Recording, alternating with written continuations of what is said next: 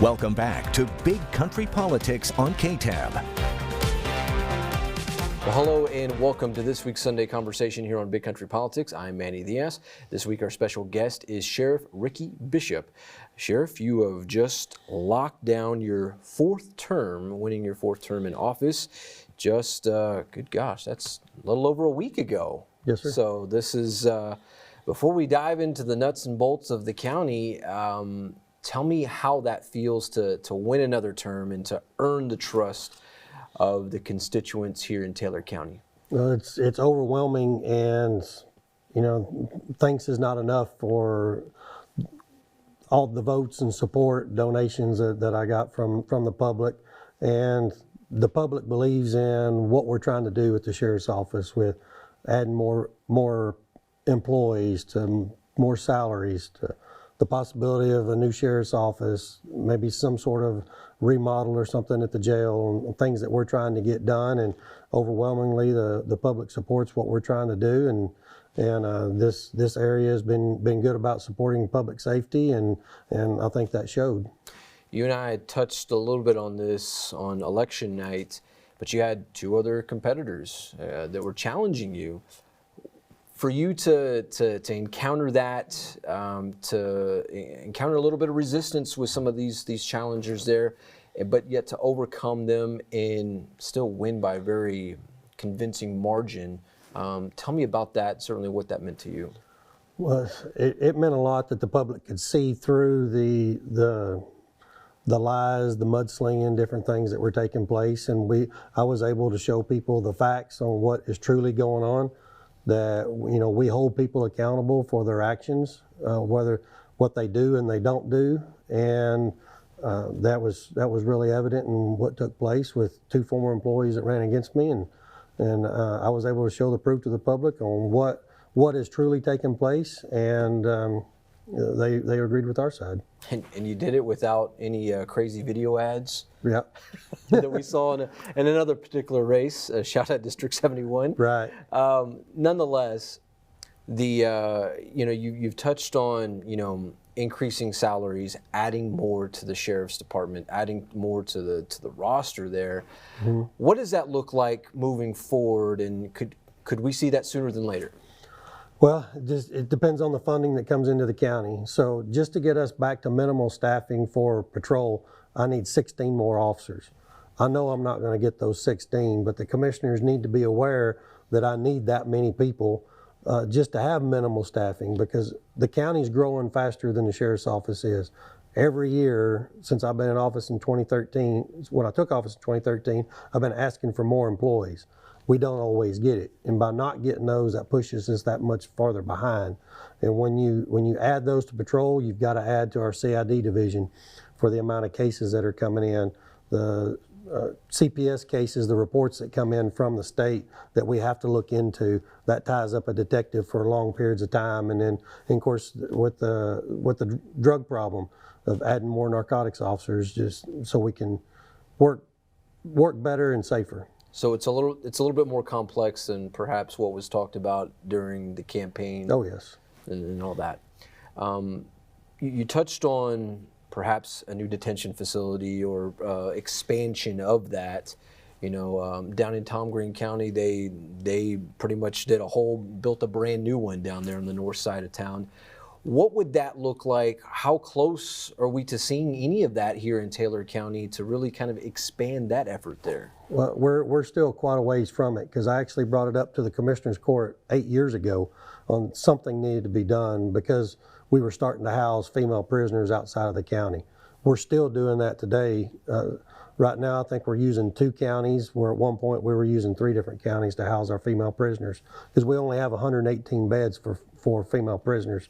So I've also been trying to visit with some of the district judges about the possibility of expanding their dockets a little bit to where we can try to get some people pushed through the system a little bit quicker, because there's some people I have in jail that's been there 3 years that haven't been to court yet for various different reasons. So working with them and then trying to work with the commissioners to try to do some type of remodel or something so we can try to get our population down a little bit. especially on the female side.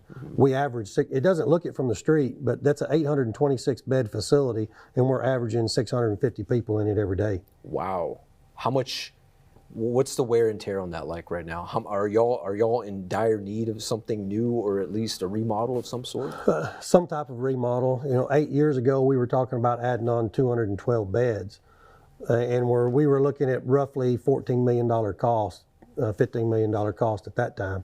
It's going to be probably 25, 30 million now with inflation and everything that's taking place. But we need to add some office space because we're out of office space, storage space. We need to expand our medical division a little bit more, give them more room to work, and that sort of thing. So that's going to increase your cost. So long story short, something needs to happen sooner than later. It really does, but we're doing the best with what we've got, and we're just got to keep working with the commissioners and the judges to see what we can get done. All righty.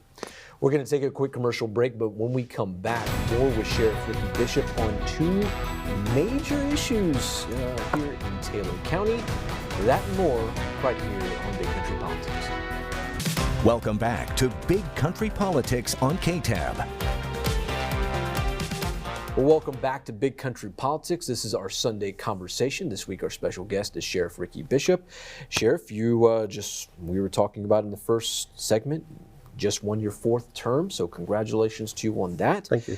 We talked a little bit about the jail and what your needs there. Let's kind of shift to, you touched a little bit on drug-related things with the investigation there. We'll get into that because that's a major thing. But the last time you were here, we talked a little bit about perhaps it's nothing like that what we would see with drug cases or just miscellaneous crimes, but it's keeping cattle in line. You're sheriff, but yet you feel like sometimes it may be a cattle wrangler. Right. At this point. Tell us a little bit about this program, because it was pretty much designed to make sure that cattle, if they get out, that they find their homes, or expand on that and tell us how the progression of that particular program. Okay, so it actually started in South Texas. A couple of sheriff's offices started there with a livestock fence damage program. Mm-hmm. And essentially what it is, we have a form for a property owner to fill out that has all their contact information, any employee information tied to it, their breed of livestock, color of livestock, any brands, ear markings, anything like that. They fill out this form that we keep fully confidential that's at the office.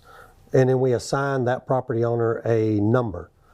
And then we put that number on a sign, and we give the property owner that sign to hang on their fences, their gates, wherever they need to. That way, if somebody runs through their fence, we have cattle out in that area or something, if we see that sign, we can reference that number, call back into our dispatch, find out who that property owner is, who the livestock owner is, and then have good contact information so we can call them and tell them that, hey, we've got a problem. Whether there was an accident, somebody ran through their fence, or their cattle are out roaming the highway or something. But it can actually expand a little bit farther than that, because that number that's assigned to that individual, they can also use that as an extra identifying mark on any equipment, any other property they own, if it happens to come up missing. Just like we always tell people, write your driver's license number on your TVs or wherever if you don't have serial numbers. That way it can help us identify that if it becomes stolen. And if they can put that on any equipment, and then they can document it, take pictures of that equipment, whatever, and if something comes up missing, then it helps us find it. Have y'all had any success stories from this particular program? We've had a few with cattle getting out, and it's helped us find the owners pretty quickly. Prior to this program, we've had incidences where there's a lot of people just buying 5 acres and they'll put a couple of cattle on it, and then they might check them once a month. Well, we had that in part of the county, and we could not find the owner of the livestock. So after 18 days, they go to public auction, and about a week after these particular cattle sold, the owner showed up and said, hey, I'm missing my cattle. So, but this will help us try to help prevent some of that, and then hopefully help find any missing property too with that specific number. Nice. Well, good on you guys. Let's shift gears and let's talk about perhaps a crisis that continues to just overtake, Texas, the United States, and it's the fentanyl crisis. How real is this fentanyl crisis that we're seeing? We hear so many crazy stories about it all over the country, but here in Taylor County, how real is that? It's very real. I mean, I think 7 out of 10 pills that we find during traffic stops, there's going to be fentanyl, some amount of fentanyl in those. At one time, years ago, heroin was the big thing. And then heroin kind of faded out, and then methamphetamine took its place. Well, now fentanyl is taking the place of meth now. And it's extremely cheap to buy because, some of these dealers, they're going to the Dallas-Fort Worth area buying one pill for $5, but they bring it back to Abilene and sell it for $20 or $25. And these people love the high that they're getting whenever they take these pills, even to the point where the dealers are taking them themselves and they go to other dealers to replenish their stock just here in Abilene. So on the sheriff's office side, we haven't seen a lot of deaths with those. I know in the city of Abilene, they've had a few from fentanyl, and then it's extremely difficult to try to get back to the dealer. But we're always going to try to get back to that dealer so we can charge them per Senate Bill 6 to try to do those murder charges or whatever we need to. You mentioned, an investigative unit, and I can only imagine the resources that go to pretty much combating fentanyl. What's that like whenever you have to assign an investigator to that? Because I imagine there's probably a lot of different things that they have to go through throughout the course of just investigating fentanyl cases, or perhaps trying to tie it back to the dealer. Right. So our entire narcotics division, that's all they do, and they spend a lot of their time here in Abilene. Not only in Abilene, but our surrounding counties, because I have agreements with them because Abilene is that hub. And if the surrounding counties catch somebody, we can help work that, get it right back to Abilene to get back to that bigger fish that's trying to deal to the surrounding area. But it's something it's growing like crazy every day. These guys are, I think the end of last week they got a dealer with about 100 pills, and we've gotten thousands of pills just in the last few months. And it's not slowing down until we get something happening at the border to start slowing some things down. Things are just going to keep ramping up here because of the high that everybody's feeling, and we've got to keep working diligent and doing everything we can. And when we still, not long ago we had a big drug investigation that came to light with 17 people. Most of that was all strictly methamphetamine. There was a little bit of fentanyl in that, but that investigation has not ended. It's still going, and that investigation is not going to quit, and we're still tied in with all of our federal partners to help combat that drug problem here. And hopefully in the next 90 days, there's going to be something else big come up. Wow. Is that, you just leave it? It'll be similar to what we just had, so. Wow, okay. Well, we're going to hold you to that. Yes. All right, Sheriff, thank you so much. Congratulations to you again. Yes, sir. Appreciate it.